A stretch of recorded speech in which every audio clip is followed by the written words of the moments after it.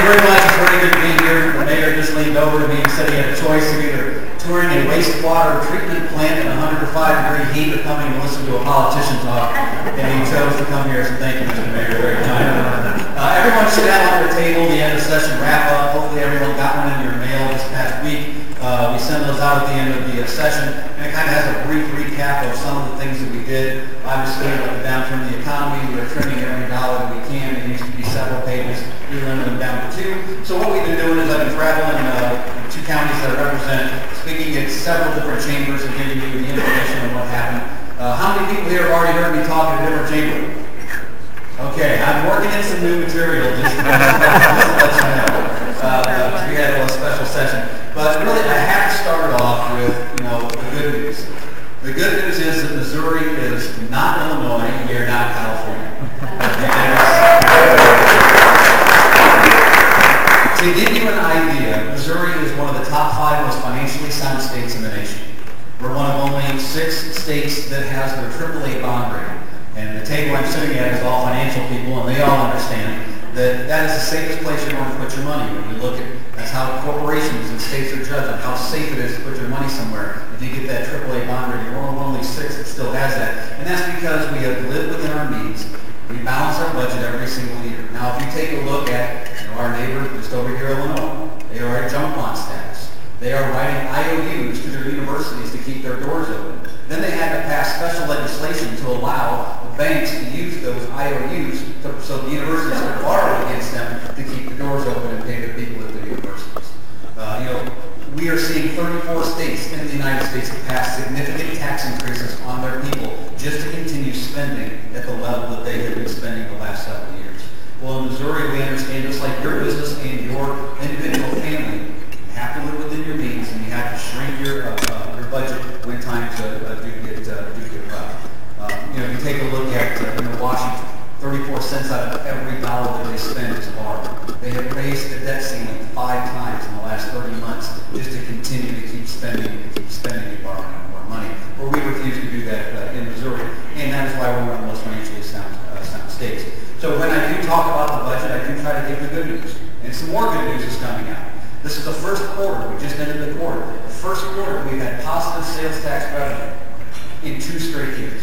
So 8 quarters in a row it has been declining. This is the first one where it's actually starting to uptick. We are seeing personal withholdings coming back. That means more people are starting to work.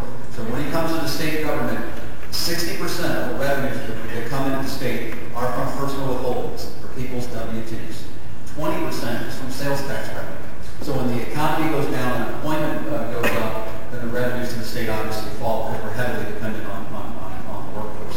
Now, when you take a look at the state, how are we comparing? We're in tough times. Last year, the last fiscal year, we ended up negative 7%. What does that mean? For every 1% decline, that is $75 million that did not come into the state that was anticipated to come in. So last year we ended up, or a year before we ended up negative 7. This past year we ended up about negative 9. So 2 years in a row, we've almost seen a 20% decline in revenues, over $1.5 billion that has not come into the state, so we had to reduce the spending in order to meet that. And that's one of the things we're doing. So we have the idea that we can either go in and we can start whacking budgets, or we have to look at this as a systematic approach to how we go. This recession that we are in, you've all seen, is not just something that's going away very quickly. It's going to last for a while, and especially for state government, because the money that is collected in state government on April 15th is really money that you and your business earned a year ago. So even if the economy is starting to turn, which we think it is, the rebound won't be felt by the government and the governmental entities until a year from now. So we're always going to be lagging behind. So we had to look at this not as just a one-year problem, but as a multi-year problem. So we decided what we needed to do is we needed to restructure and reform state government in the way it is operating. I give the analogy that whenever your computer is not working well, what do they always tell you to do? Well, you reboot it. So we came up with the analogy that we need to reboot state government. And how do you reboot your computer? You hit 3 keys. You hit Control, Alt, Delete. Well, in state government, we need to control spending. We need to alter the way we're doing business, and we're going to have to delete some programs in order to maintain our fiscal conservative and live within our means. And so we set out with an aggressive plan to restructure state government. Now, the revenues, as they continue to fall, we couldn't keep up with them. So we had massive reform ideas that were going to take months and months to research and implement that we couldn't get done in the last 2 months of session. but we are really, really trying to tackle some of the big issues. And some of the things that we did accomplish is we combined the highway patrol with the water patrol. You ever been to the Lake of the Ozarks in February? There's not a whole lot of boats out there. So why would we have the water patrol working with our highway patrol during the winter months, helping out on the highways, and then they could go back in the summer months when they need to be along the rivers and lakes and things of that nature. Again, just getting back to the way that we do things. How many people here have ever received a state blue book? It's the official state manual. It's about this thick, and they print like 43,000 of them. And basically, 23,000 of them go to us as legislators so that we can hand out to 200 people in our district. All they say in there is just a little bit of information about the state, and then it lists every single state employee and their salary, all 50-some thousand. Well, why do we print these? Well, because we always have. You know, it's kind of like my mom. Why does she serve Greek and casserole at Thanksgiving when no one in our family eats it? It's because she's always done it. It's tradition. Well, when the economic times are tough, we have to look at the little tiny things that we're doing. It's going to cost you. It costs you $1.7 million to print those books. It's all information that's available online, so we need to change that. The printing the state statute books costs you $1.5 million. Now, if you're a lawyer and you want to buy one, be my guest, but why don't we just automatically print all of these to give away to various people? Again, this is a complete waste. How many we have 2 license plates in our cars? Most states, or half the states, only have 1. If we were to go with 1 license plate on our vehicles, it would save you, the taxpayer, $1.3 million. So we're really looking at various things that we've been doing for a long time to save you money. Now, those are the little things. The big things take more time, you know, such as combining departments, such as looking at the way government is operating. We'll look at our prison population.